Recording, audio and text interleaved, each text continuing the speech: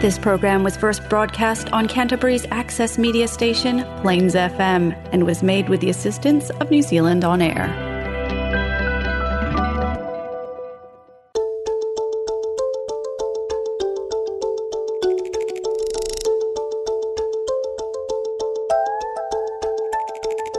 Welcome to Terra Nova Earth Talks.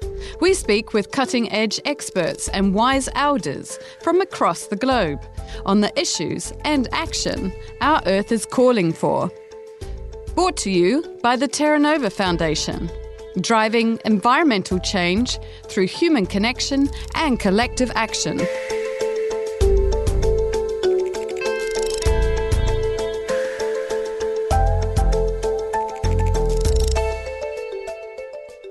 Welcome to Terra Nova Earth Talks. Today we are talking sustainability, the role of our business leaders, and also in our roles as parents, role models and influencers, what action can we take? In today's world, many of us are super busy and have little time to fit in our well-being activities, let alone start championing environmental issues, sometimes even sleep. We can be challenged by carrying a heaviness of the issues related to our Earth, sometimes without even realizing it. Climate, ecosystems, consumerism, pollution, changes in the biosphere, Antarctica melting in the winter, extreme events. We get these in the news daily, so it's no surprise that we have them in our heads and carry them daily. So how do we process all of this and deal with it? How do we, in our roles in society, in our homes, and in our businesses, do something that's impactful? How do we get our heads around whether we should join the sustainability mission or the regenerative approach, or do we just protest to our governments? And how do we take action whilst managing our own well-being? Because if we're not in good shape, it's hard for anything else to be. So, let's start exploring these issues, and today we have the wonderful Galeno Chua, who is an international environmental and behavioural change expert with a wealth of experience around the world, and we're so happy to have you in the studio this morning, G. Oh, welcome. Thank you very much. Thanks for having me. So today we're going to kick off with it can be a little bit of a contentious topic, this one. What is sustainability? Because this comes up for me quite a lot. People say, the sustainability doesn't mean anything anymore. It's kind of a word that's been so used as lip service or as part of a greenwashing campaign that we're not sure what it means. So you've got a lot of experience of using the word sustainability in practice and in theory. So let's kick it off. Well, how do you see sustainability, G? Well, I love that you came from that angle because I try not to use it if I can't. And it's great to see certain countries like Australia. The ACCC has just come out with guidelines on greenwashing and sustainability messaging. And that's going to prevent a lot of businesses from overusing these terms because it really is creating misleading representations of what they're actually doing, and it's misleading consumers to thinking that separating their recycling, for example, and then washing, that kind of stuff is really going to make a big difference. It is important to do because the single individual household doesn't have so much influence over the infrastructure needs that we really need to make actual changes for. But it's important that everyone's trying. Yeah, totally. So let's go back to the first thing you said about business, right? So sustainability, the greenwashing bit. The other part of it is those who do really well on sustainability then get compared with those that are, telling little lies every now and then, like that's a problem too, right? How if you're doing great action, do you then say, well, I'm sustainable, but then someone over there is saying, but I'm sustainable? It takes it away completely from the people that are, and that creates a big issue that consumers don't know any better, and they're putting their hard-earned money into products or services that they think are actually doing what they think are doing, but it actually isn't happening. And there's lots of examples here in New Zealand and overseas, actually the same issues. I'll give you an example, actually. So with sustainable packaging, and I'm putting the air quotes here, or compostable packaging example is with PLA products that are used to ensure that the inside, the lining of the packages, like whether it's a coffee cup or your chip boxes, are hydrophobic. And so the oil doesn't leach through or the water doesn't go through. But it doesn't actually compost in your home compost. Yeah. Because it needs to reach over 60 degrees, in terms of temperature, plus all these other things in order for that PLA, which is a type of polymerized lactic acid, in order for that to break down. Yeah.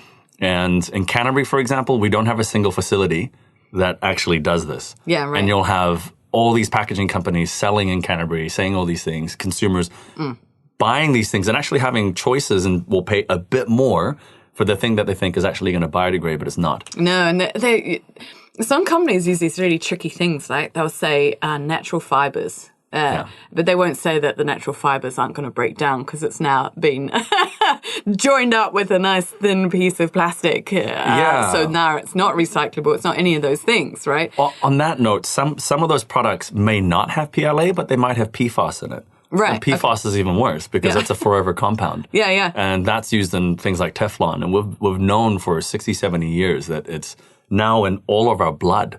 Yeah, right. Totally. We can trace this, right? And it's quite grim even in our children. We can trace these components that we've been using for a really long time, just weren't aware that it was not good for us, right? Yeah. So it makes it quite tricky because if you're consumer. I'm a consumer. I go to the shop. I want to buy something that I want is eco, and the product is telling me it's eco. Like, it sounds to me like I'd have to read so much research to work out whether it's actually eco or not. So how do we deal with this? Do we choose alternatives, or do we just try and get far more knowledgeable about every single product on the market? Yeah. Just hearing how this conversation's going, it is anxiety-inducing for a lot of people. It's frustrating. Yeah. And for even some top business decision makers, I've spoken to, directors and boards here in New Zealand, and I've had some of them come up to me, and these are civil servants who are chairs of boards, for example, that will say, "Oh, sustainability's bullshit." And I'm so sorry, is rubbish. But it's a loaded sentence because for them, what I hear from that, and this is just applying empathy for them. They've tried, they don't see how it can work. They realize that it's actually above their pay grade. Yeah. Because it's a systemic issue that they're facing. And they go, man, what are we doing? What am I doing? What can my company even do? Yeah, what's the point? Drop in the bucket. And we're not even the ones importing this stuff. It needs to change in China or Australia or wherever that we're importing these things. And New Zealand only has 5 million consumers. Yeah. So the realistic influence that we have across the supply chain is not very much. Yeah. And so it's incredibly important that the government instills principled leadership in their diplomacy, but also in their trade missions. Yeah, right. And work together with Australia or something to sort of resolve this systems wide, because you talk to business decision makers here in New Zealand, a lot of them are just jaded. Yeah, right. They think the whole thing is rubbish, and then it affects their financial bottom line, and they can't grow the company or whatever. And they don't have the capacity to make some of those decisions. And I think now people are getting a bit more savvy and saying, actually, whether we have just a natural fiber in one of our products is really not the issue. And it's certainly not going to make that impact. So I think for a lot of people now in business, sustainability is starting to take on a bit more of a significant role rather than the kind of what I call, mending around the edges. And this is, to me, is a really great thing, because we don't want just little superficial things. And that can be expensive for a business to even try anyway. So actually, why don't we wheel back a bit and start to say, as a business, is my business okay? What we're making, what services we are providing, is that ultimately sustainable? Now, this is where we start to actually look at the value of the word sustainability. And with Terra Nova, we talk regenerative rather than sustainable, because regenerative is talking about actually having a surplus. You give back every time you make something rather than extract and take from the planet. So what are the things you've been involved with things around the world, right? So what are some of the businesses that you've seen some really great practice with? Have you seen some really great value-based practices that businesses have chosen to take on? Yeah, I'll give you a couple of examples there. But just to give some context, like sustainability is how you do things. Because businesses, governments, INGOs, they all exist to solve a problem. Like we pay money or taxes or donate because we expect those organizations to help somebody or help the planet or solve a bit, even get us some windows or whatever. We have a clear problem that we need them to solve for us. But just by existing, they create all these other issues. Right? What do we do with the offcuts of the glass or on the wood or on these things? Oh, but we need to double glazed homes so that they're warmer in winter for poorer families, right? There's clear reasons why we need products. But because they create all these other issues as they operate, they're left with a bit of a conundrum because, well, hold on, like businesses feel attacked when they say, why aren't you being more sustainable? It's like, well, I haven't been taught how to be sustainable. It's not in school. I don't know how to make it work, man. I just know how to, my apprenticeship told me how to put like windows into a home and nothing else. So we're not really preparing people for it. And I think it's important to offload a lot of that defensive or negative energy around it just to start. Yeah, absolutely. And that's been a common theme all around the world in places that I've seen. And an example was, and this is an example in Cambodia. This was the biggest telco. They're called Smart and from the Axiata group. And it was the CEO that decided that they wanted to be more sustainable. So they weren't mandated by policy. It wasn't a compliance thing. It was the CEO coming out of a conference one day. And then he walked up to the sea and then he saw rubbish everywhere. Yeah. And remember, like a lot of countries export their rubbish to places like Thailand, Cambodia, like these sorts of places. Right. And so they don't talk about carbon like we do. Because our waste is sent over there. We kick the can into their yard. And they have the carbon issue as well. So he looked at the rubbish and then he noticed, like, man, there were like SIM cards from his company there. And he was like, this is not okay. Yeah, right. This is terrible. Like, we're going to have to make a change. And from there, they started their journey. And it was great that leader had some principles and decided to role model that and said, this is not okay. We actually need to make some of these changes. And brought us on board to help them go plasticless. Yeah, right. And one of those things was we had this long consultation period because it's a huge organization. You know, they did all sorts of things. But one of the activities was just to go use refills because there's a lot of little, and I think this is what people don't misunderstand. Is there's a lot of little things that you can do that can have greater impact than what you realize. Yeah.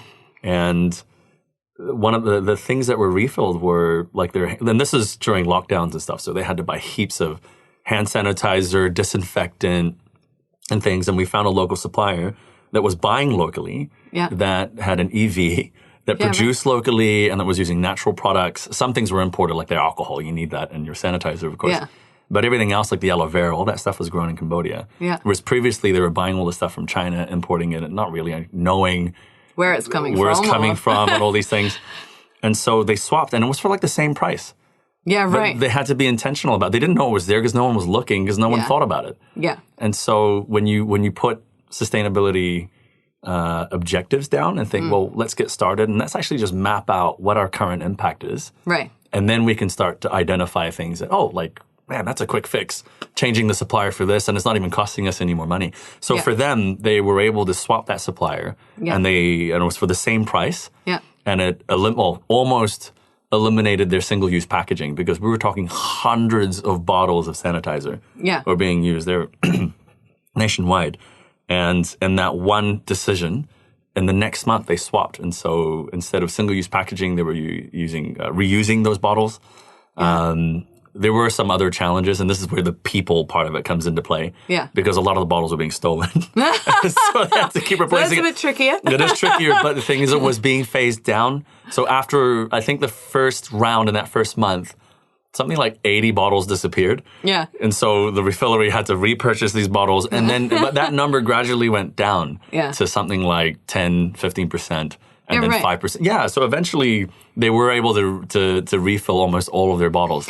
And this is the thing about this, is that there is no perfect. I think quite a few businesses feel the pressure to have a perfect rollout, and they want to have this amazing, we are green, or we are sustainable, or we are a regenerative company. You don't need to be perfect. In fact, if the more honest you can be, the better. Because your consumers will know, they'll feel it at the very least. But they will, if you're overclaiming, it's never a good, it's never a good time. Yeah. You pay for it either immediately or somewhere down the track.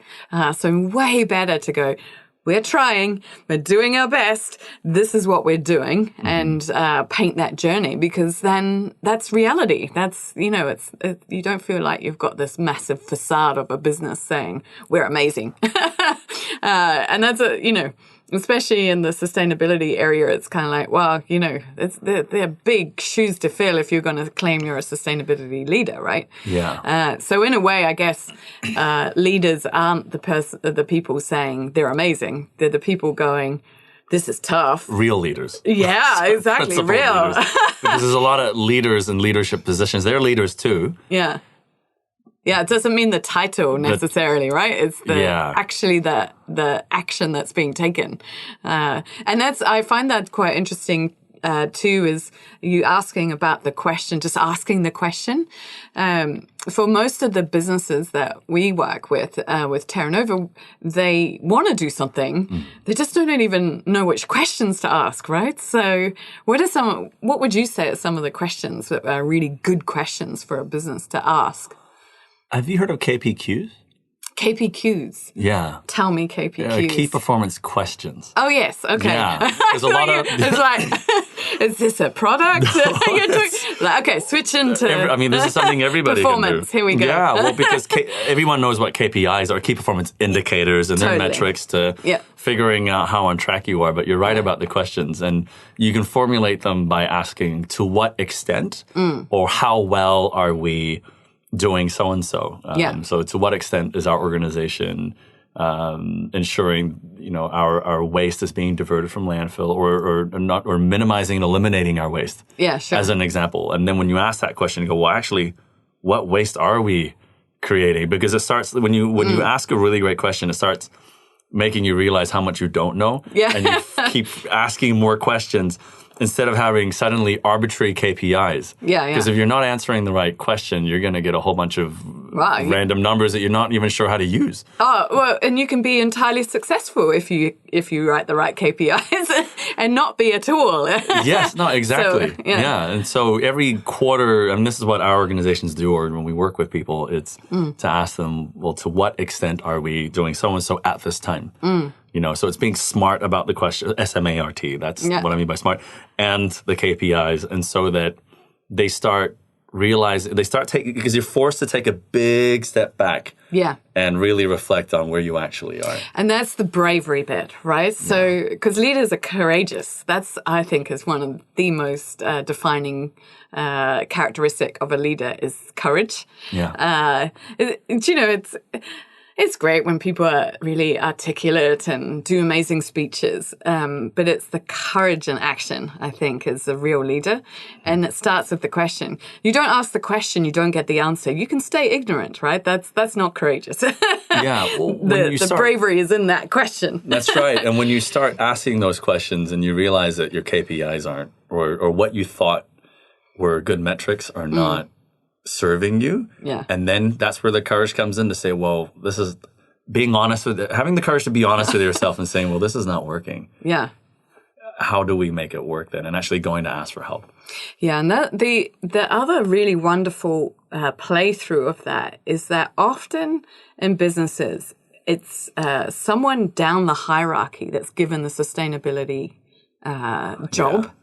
Yeah. And so that person, I often speak to these people, right? And they often feel disempowered because they've been given this job that's really worthwhile and they've gone into it thinking they're going to change the world and how amazing this business is going to be, but they're not in a position of decision-making power in that organization. So they're constantly trying to convince the people. that are above them, or in terms of the hierarchical structure. So you take away that awful feeling for that person in that position if you as the business leader ask the question, because that person now with that role feels like, oh, it is actually important. I can bring an answer to you and help you go through that process. Have you found the same thing? Yeah, I think what we're going to see in terms of sustainability moving forward, because it is about how you do things. And if they don't have any decision-making autonomy or real strong advisory positions, and there's a culture of feedback and accepting advice to change things, then there's not going to be any real change. And we're going to find that sustainability professionals are not just people doing stuff in the organization. They're working with everybody because it's about how you do things. That means everybody, waste as an example, everybody has rubbish bins in their offices, on site facilities, or in their vehicles or whatever. And unless everybody is on the same track, you're going to get waste contamination. You're going to get it not separated right. Or in terms of procurement, you're not going to be using necessarily the right suppliers. You could be designing waste out of your system, just like that telco. Yeah. They said, well, we're not going to have any waste because we've just eliminated packaging for these several products that we're having to use, and they don't even have it. So that's the waste hierarchy. So sorry, just coming right back to that question that you asked about consumers and supermarkets needing to suddenly learn a degree's worth of information to buy their chips. You're right, though. We're in the middle where there is a gap. I'm starting to see a bit more leadership, and that's because we're phasing out old leaders. We're phasing out people who couldn't make those decisions, didn't want to make those decisions, with people who can, and they're slowly getting into positions of power. Yeah, and hopefully more of them doing the right thing. Yeah, and so we're gonna. And that's why Australia, you'll see they've got these policies. And I think we've just drafted one in New Zealand as well. So we'll see hopefully less of that greenwashing. And I'll give you an example here. Can I name and shame a little bit? Well, go for it. We'll see how it goes. Their ads are everywhere. So you'll see like on YouTube, a major drinks company will have ads before the video, for example. And they'll tell you how they're circular, or what's the word? It was that their bottles can be used again and again and again. Right. Well, those bottles are made out of PET. Right. Right. And so there's plenty of research out there now that shows that if it's not stored correctly, for example, that there's leach into it, and we don't want that. And we've all known this for years. All these decision makers have known it for a long time. Yeah. And the other thing with PET is that it's not circular because it requires virgin plastic to sustain its structure. Yeah, and this is the problem with plastic, right? Plastic is still plastic. Yeah. So when we're producing, using, and getting rid of plastic, it's a problem. It doesn't matter what kind it is. There is less damage depending on the type of plastic, but it's problematic no matter what it is. So the more we can not use it, and it's incredible the impact of plastic because it's in the production of it. Fossil fuels. Hello. Then the whole process of storing it and getting it to a shelf, that's problematic. Then people use it, throw it out. It's then polluting. The whole part of it has this huge impact, which we don't really measure. We measure kind of bits and pieces. And it's all based on markets. Do you want to hear something really sad? Actually, there's a bit more on that with PET because, like, here in New Zealand, anyway, like, because we're so small. Yeah. We don't collect enough of these commodities. So how the waste sector works is that everything's market driven. Like we have a capitalistic market, right? And so why we recycle and how we recycle is because someone is willing to buy that our waste. Let's say let's keep the PET for example. Sure. The plastic bottles, and so those commodity markets need them in huge volumes. So in Christchurch, for example, we can sort out clear PET, but you can't take any of the bottles because the way plastic is recycled is that it needs to be separated by its resin or its strength and its color because someone down the track, a factory has to buy that. Right. And they don't want the mixed stuff or else everything's just going to be gray or beige. And no one wants to buy products that color. But that means that all these collection companies have to sort it out. And like your Sprite bottle is different to your Mizone bottle, is different to all these LMP. And so you see these bottling companies starting to shift to clear PET. Yeah. But as we're phasing out, there's all this other stuff which isn't actually being recycled because no one wants to store it. Who's going to store? Who's going to pay for that? Yeah, and more and more countries who were taking waste are saying no now. You know, they've got so much that their country is so polluted that there's this like no. So now countries are going, way, that's not cool. We have to deal with our own waste. That's a problem now, which is good because it brings it home. But I think that lots of people's reactions are, we got to recycle more. No. No, we do need to recycle, sure. But we need to not stop making stuff that even needs to be recycled, in this way. We need to start really thinking about what we're buying and if we really need to use plastic. Sometimes plastic is totally needed. Sometimes it saves someone's life, right? The use of a plastic item. Well, especially in healthcare. I think you need single-use things like needles and stuff like that to begin with. But even then, there's work being done in that area. Oh, yeah. We have some amazing... we have got a student at one of our universities here who's come up with a way to reuse some the syringes, which is incredible. Not recycle parts of it.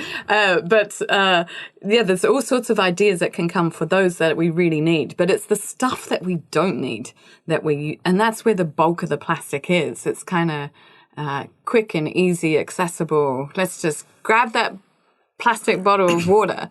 Now, we're lucky. In Aotearoa, New Zealand, we have incredible water for the best part of the country. So most households in this country can turn on the tap and fill whatever type of container, water bottle, jar, whatever it is, but definitely a cup.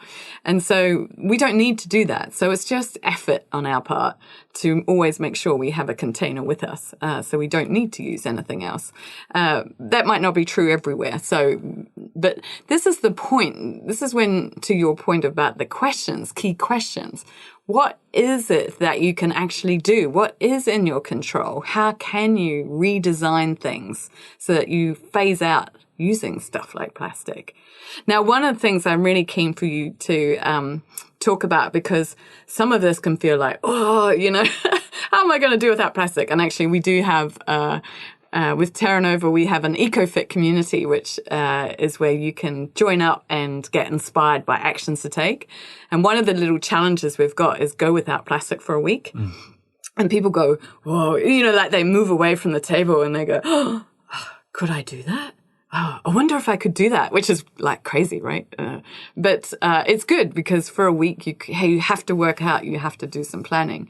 But I'm really keen to hear your thoughts on what we as humans in our roles, in our places of influence, whether we are in a business, own a business, or even just as parents and or friends and influential in our society in some way. What are the key things that we can do you think, taking into account whatever hat or hats we have on? Well, I mean, firstly, for everybody is to learn a little bit more about what's available to us. But role modeling is incredibly important because you spoke about all these different decision makers in their whatever social circle or context that they have. They're all role models of some form. And I'm just thinking that that's a big question. It is a big question. Because I was going to say that the part of the context of me asking that is quite often people go, oh, Rose, you're doing a great job doing that environmental thing. And it's like, whoa, it's not my environmental thing. It's our environmental thing. And I've simply made the decision to go there and do as much as I can. That's it. I did zoology at university and I have a background in that bit. But my first conscious decision was, what can I do? And then go forward, right? And what skills do I have? And then I met all these amazing people, like here in the studio, like I can do a podcast now and talk about this stuff. Yeah. But we all have that capacity to do something. Yeah, well, let's break it down then. Yeah. We have some time. Let's why not tackle this in that way? If you're an adult and you're above 18 and you're going to vote.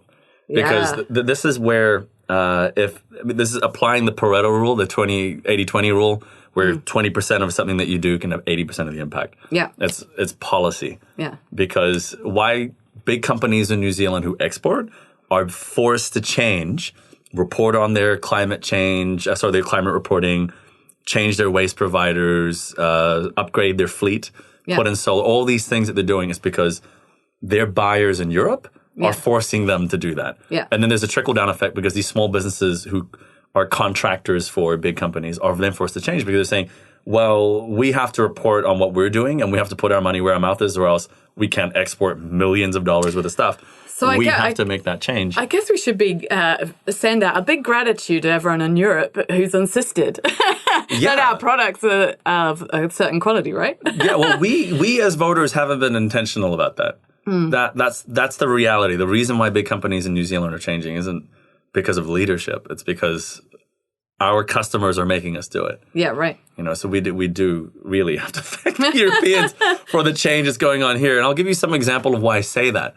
Is because New Zealand's still the only country in the OECD that doesn't have a national e-waste program. Yet we are one of the worst producers of e-waste per capita. Right, okay. Right? There's lots of these little examples. We don't have an EPR, which is an extended producer responsibility scheme, which is where it's like stewardship, right? So if you're buying something, if you're selling, manufacturing, producing, and bringing a certain product into New Zealand, they're not collecting a part of that revenue, part of that money that goes into a pool that will treat that waste in New Zealand or whatever that it is that we're doing. Yeah. Japan did that in 2001. The EU did that in 2003. It's 2023.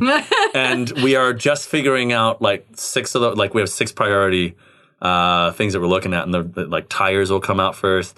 We'll still talk at e-waste and that will be probably coming out in 2025. Yeah. We are really, really behind. Yeah, right. And yet overseas we have this amazing clean green image, which as a Kiwi, I'm a Kiwi. I don't sound it, but I'm a Kiwi.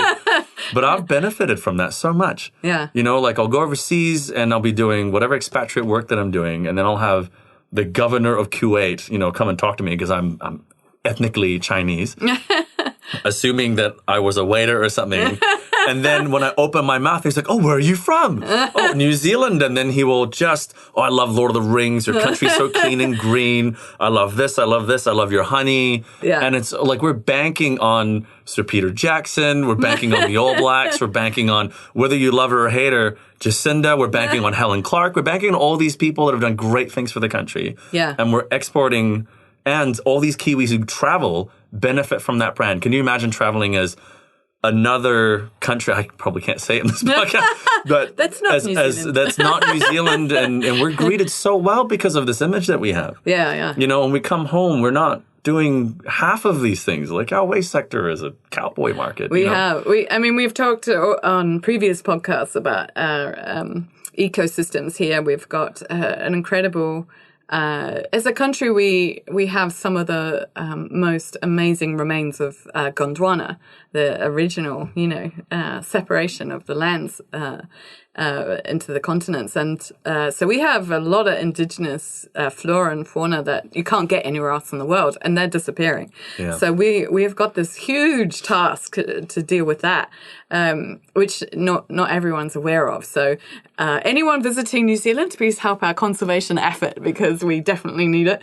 And it looks so beautiful. But of course, it's a lot quieter, and there's a lot more pollution that's not seen, and so we've got these international issues and chemicals in place. I remember driving in the 90s, and your windscreen would be covered in bugs. Yeah, yeah. Where do they go? Yeah, that's the example I use in terms of invertebrates, right? So insects have rapidly declined, and so we need to do something about that. This is international, though, right? New Zealand's no exception, I think, is the point. So that is definitely a big issue. But we do need to do a lot more. I think we are very well intentioned as a people, but it was interesting when you were talking about that before, about guardianship, and of course I immediately go to kaitiakatonga, which is often the people translate the Māori word as guardianship. It's a bit deeper than simply that. But we have this amazing indigenous people that is New Zealand, right? So the Māori is the love of people in New Zealand, that beautiful culture that we have that says all of this. So we kind of live in this two-dimensional world, right? On the one hand, we are quite flippant about what we're making, and someone has to tell us off. But on the other hand, we have this deep connection with our land and water, and then of course there's everybody in between as well. So it is an interesting time to actually start to tackle this and go, well, who am I in this picture? Am I this end, that end, somewhere in the middle? So one of the things I'd like to really get you to dive into is, if I'm at home, I have one son who does ask a lot of great questions, keeps me on my toes all the time. How can I role model? How can I best, is it just talking to him and telling him about it? Is it talking to my colleagues and saying, this is the situation, this is what we can do? Like, what do you think has been most influential when you've been working with businesses and with, businesses are people. So that's just clarify that. Yeah. It's, they're humans. Well, this is a message that I've been going around the world, like from Poland to Cambodia to here, talking about, is that, parenting is the single greatest blockage to sustainability. Wow. Yeah. Okay. Because a lot of the decision makers that we have, whether in a community or in business or in government, don't have the emotional capacity to mediate short-term tactics with their long-term strategy, deal with all the interruptions that happen in their day-to-day, whether it's in big business or whether there's a lockdown or I don't know, whatever it is that's going on, to deal with those interruptions. And then all the far away to the left or to the right are their values. And having to make those sort of decisions and then trying to figure that out, and then get rid of whatever judgment or deal with the judgment that they have on themselves. There's so much there. And so a lot of people end up just going for what's in front of them. Yeah. Whatever's quick or whatever their immediate mental or emotional resources. Yeah. And those are 21st century skills to make courageous decisions, to empathize for other people, to empathize for the environment. Yeah. To think long term and go, well, actually, what do I want my grandkids to do? Because I've grown up playing around in this lake. Well, this lake might not be here anymore. Yeah. Or these insects that I used to look at through the magnifying glass are gone because they're not there anymore. Because I, for whatever reason, have made certain decisions that will impact the bottom line, or because I'm just tired. I'm at the supermarket. I'm just going to get this thing and this thing and this thing, and then just go home. It's really tiring for young parents to guide, instill that role model, to create a situation where children can have that space of awe and to fall in love with the environment. You don't have to shove this stuff down their throat. No. And that's not where, and as a behavior change person, that's not going to work. That's not sustainable, and that's not meaningful for them because they have to interpret that for themselves. Yeah. And so just spending time with your children and taking them for hikes, going to the beach, and when you're there with them, looking at the holes in the beach and going, hey, let's dig a hole. What do you think's in there? Yeah. And just asking them questions and then letting them go, I don't know. Do you want to look? Yeah. And figure that out. I took the kids to the Innovation Expo, and just the wonder on their face when they were looking at tablets with the AR. And I know that moments like that is going to make them think, maybe I can go into STEM. Yeah. Or maybe I can go into geography or whatever, because I'm at the forest with my dad and I love foraging for mushrooms or whatever. Yeah. That creates love for the environment, love for other people. And it's, at the same time, our well-being is improved, it's just it gives and gives and gives when you connect them to nature, really. So that was the answer, that instilling some change or seeding meaningful change in young people is just giving them space to be there, but also being really present with them. So getting off your phone, you know that already. Like get off your phone, be with your kid and actually be with your kid. And don't shove stuff down their throat. Just let them be and just ask questions and see what they say. And as a young parent, there's so much self-management and emotional regulation that you got to do because you sometimes want to do stuff for them. But the reality is that these things that we're talking about to make those big decisions in the future, firstly, they have to have shared some of those values. Then the other part is actually how do you hold that space and how do you make those decisions? Well, that's empathy, courage, emotional regulation, self-management, and that's all developed in the formative years of a child's growth. Yeah, right. Before Gabor Mate says, the first 1,000 days. And that's when you're 4, or other people say before you're 7. And those are such important years. Well, young parents are typically the ones that are in incredibly important times in their careers. They're in their mid-20s, their early 30s, or even up to their 40s now. And that's where they have to earn all that money. They have a mortgage. Their kids' fees are expensive here. Dental. There's so much stuff. And you as a parent, you have your own fees and things that you got to pay for and got to save up for. And then there's a lot of judgment.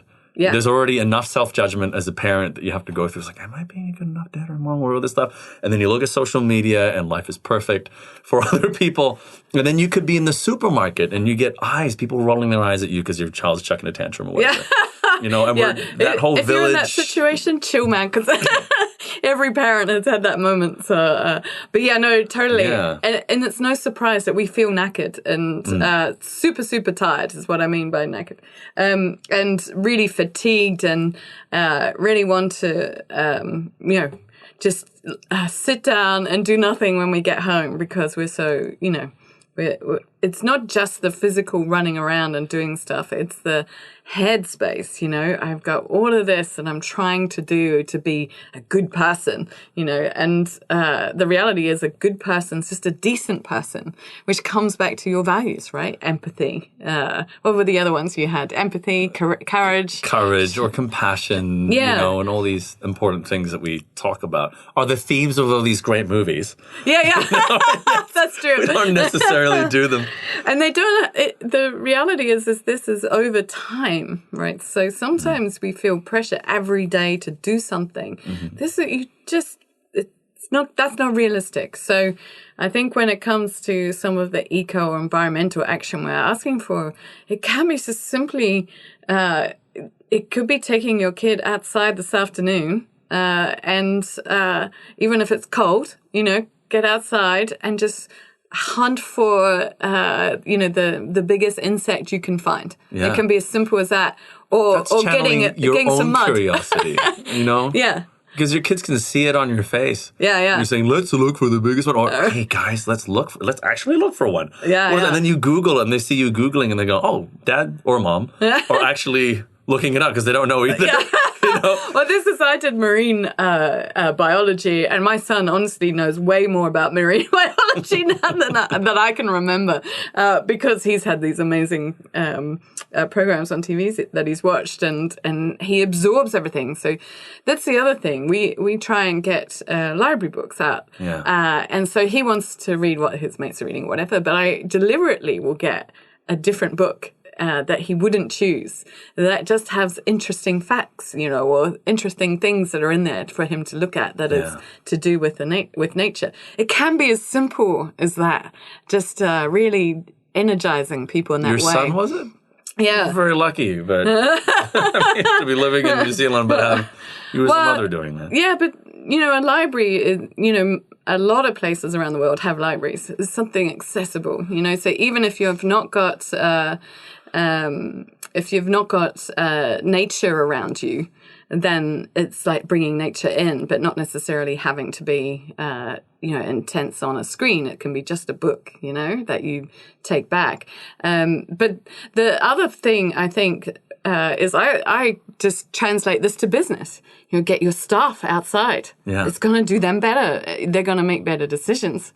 It connects. I was going to say they understand their role according to strategy a little bit better. So if in your strategy there are sustainability or sustainable environmental or social sustainable objectives, and you do bring them out and you say, well, this is important to us. And so when you're going to do your vetting for our suppliers to make sure they're actually treating their team members well. And if we're buying from them, let's actually go and do that. Yeah. And you send them across and not just say, just call them. No. I want you to go and do a visit. Yeah. So you engage your curiosity and everything. They see, wow, this is actually really important for the company. And it builds a relationship too. It's human to human rather than just, shutting off that connect. Very, very cool. And it's amazing seeing when businesses do connect on a human level. It seems so basic, but it really, the whole organization starts to flourish and people feel like their business is meaningful. And we really have seen a trend worldwide of people leaving companies because they don't get that feeling. It's the biggest workforce shifts now is to get to work. People looking for places where they feel like they are contributing in some way. Yeah. Well, from a big picture perspective, I think, and I'm not sure if your audience is going to want to hear this, but like we are seeing that pendulum flip back the other way a little bit because of all these redundancies that have been happening. Like, and that started with tech sector last year, like 100,000 jobs.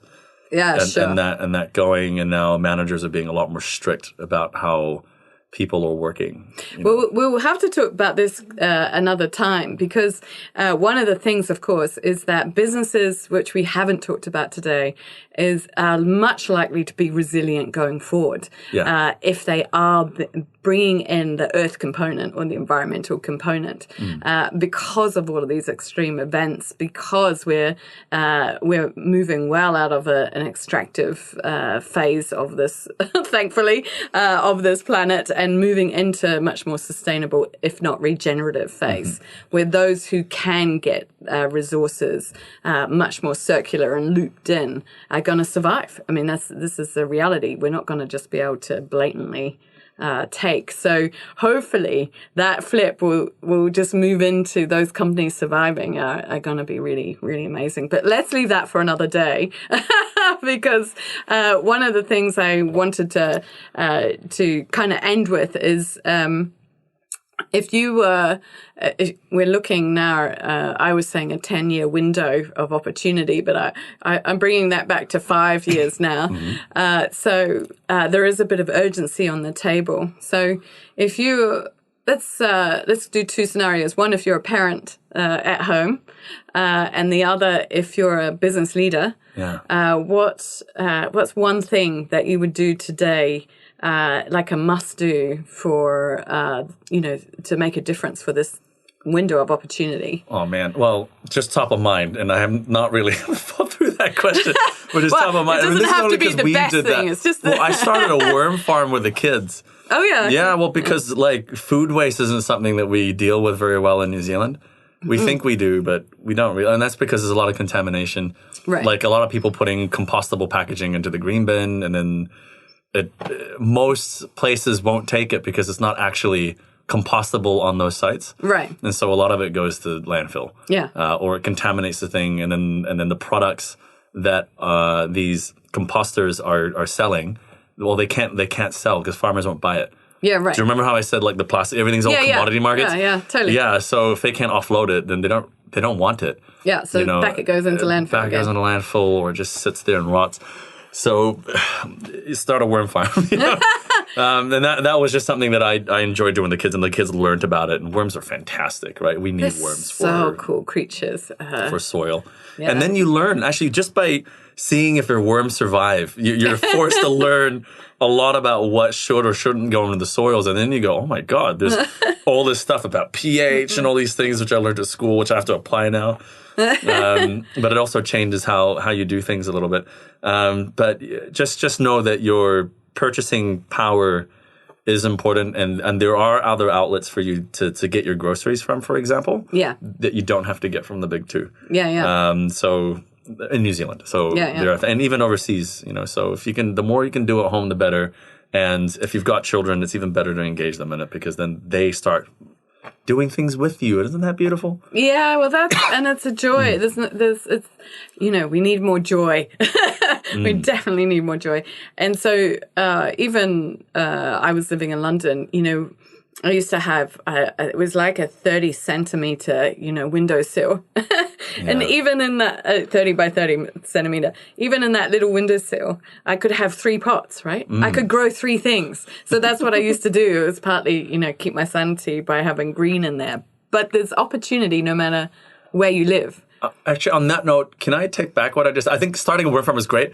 But probably the most important thing that you can do is self-reflection. Yeah, right. Because it's designing around yourself. Yeah. If you know that you are hungry at a certain time of day or whatever, and you don't want to buy a coffee with a takeaway cup, then you purchase a reusable and you keep one in your office or whatever. Yeah. And that's where you design around your current habits and behaviors for you and your family. Yeah. In order to design waste out of your day-to-day.